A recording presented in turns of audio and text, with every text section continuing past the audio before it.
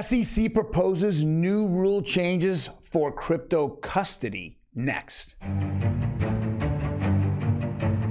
Yes, it's another SEC day. It was a Sam Bankman-Fried quarter. Now it's the SEC quarter, the first 45 days here in 2023. We're going to go over the SEC and what they continue to do is attack crypto without regulations. Sounds like a scam to me. Thank you guys for joining me. Welcome to OG Crypto and NFTs. My name is Troy, and every day we go over the latest news in non-fungible tokens as well as digital assets. Now, before we jump into this, do me a favor, hit that subscribe button, boom, boom, boom, boom, boom, and let's jump right into it. CNBC came out today and said SEC proposal, and this just happened today.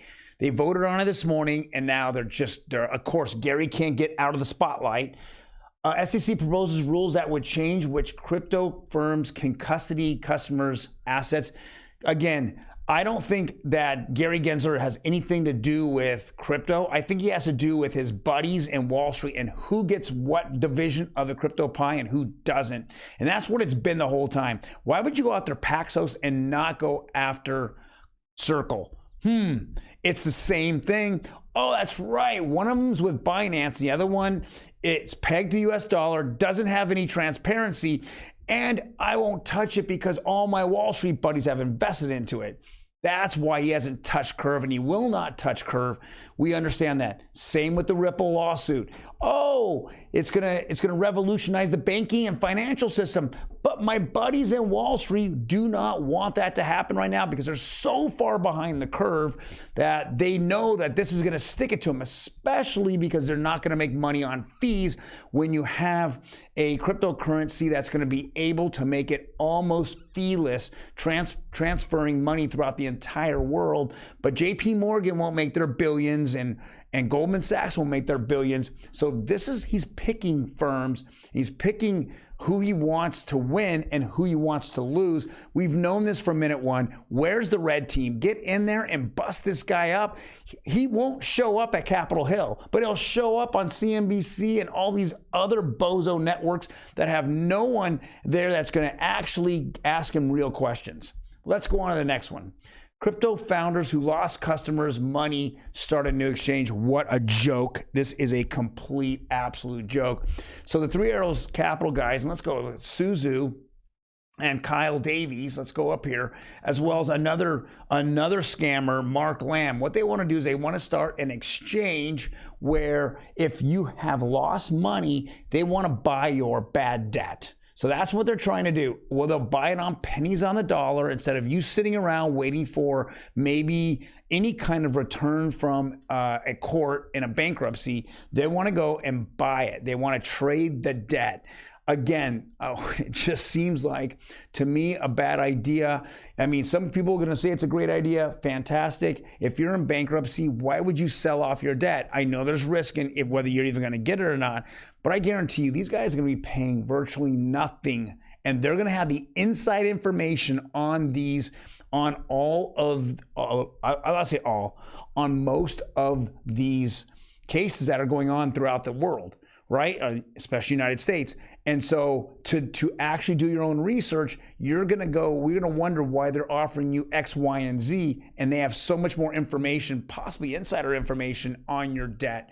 I think it's a bad idea. A scammer scammed some of you guys once. You don't let it happen again. Don't go for it twice. Next, is the SEC really bad? The bad guy. And of course, let's go. I just can't believe that CoinDesk would even put this out. Is the SEC really the bad guy? This is what makes me feel that CoinDesk is all about their own narrative. Why would you put anything out here? Gary Gensler hasn't given any rules, any regulations. All he keeps just doing is enforcing whatever BS he wants to enforce. And he's gone after the low-hanging fruit that's just going to fold on him. Go after Coinbase. Let's see what you do there, Gary, on Coinbase. You went after Ripple. They backslapped you. Even the judge is put down the SEC on multiple occasions. And the SEC laughably has done their worst job in any kind of crypto lawsuit out there, they didn't even name any of the people that got harmed. Because obviously Gary Gensler doesn't care about the US public. He only cares about his buddies like JP Morgan and Goldman Sachs and Morgan Stanley, because those guys are behind. They're behind in technology, and they're going to be run over. They're going to be run over. They are the first layers of which all cross-border payments are going through. And so they make a piece of the pie on most of these cross-border payments, just like the SWIFT system is getting hurt over and over. More and more participants are getting off of SWIFT because SWIFT's technology is old. They can tell you all day SWIFT technology is newer. It doesn't matter because they're not building. They are declining in their transactions. All right, so let's jump over to the next one. NFT marketplace. Actually, let's move this back over again. NFT marketplace Blur's token reaches 500 million in trading volume after airdrop. It's a free airdrop, and it's a new marketplace that's up and coming here. It's the newest one. It's been so many, like Looks Rare has dropped their own token, the Rare token.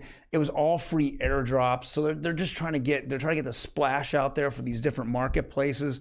And they're trying to harm OpenSea. That's what they're doing. And they should, because OpenSea's just been dirty from minute one, as I feel, because they've been the big bully on the block, and they're the ones that had insider trading. All kinds of bad things have happened there. So with that being said, Blur now is making a splash out there. Just want to keep you informed.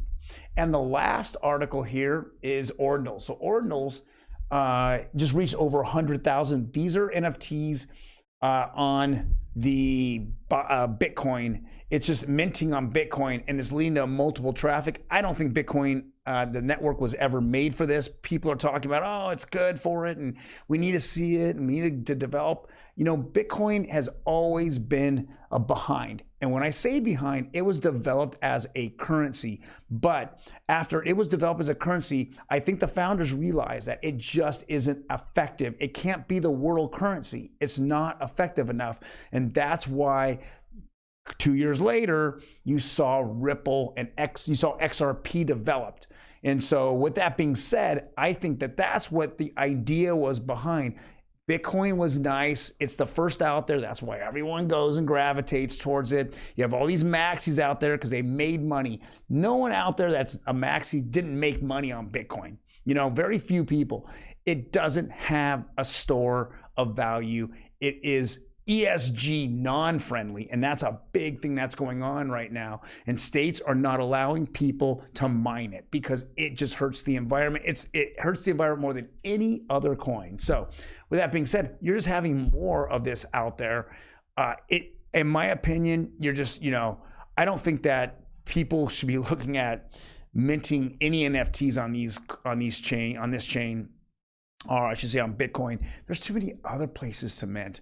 And Ethereum's not the place either. I think Polygon's good. I think HBAR, Hedera. I mean, Casper under we just did 25 million of them. We just saw almost the first million go on the XRPL.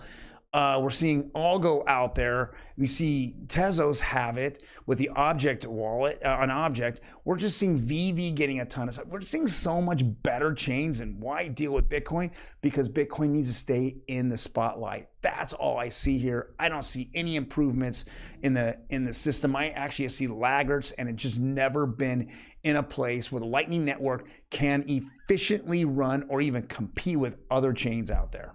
Well, guys, thank you very much for joining me today. I hope that you got the best 5 minutes. I know there's a lot of breaking news out there. Crypto markets are stable at the moment. I expect them to go up a little bit more here in the next few days, but the environment that the Fed has created, I think will eventually, it's going to hit everyone in the face, and we're going to see it fall in the next 30, 60, 90 days. All right, you guys, no financial advice, but take care.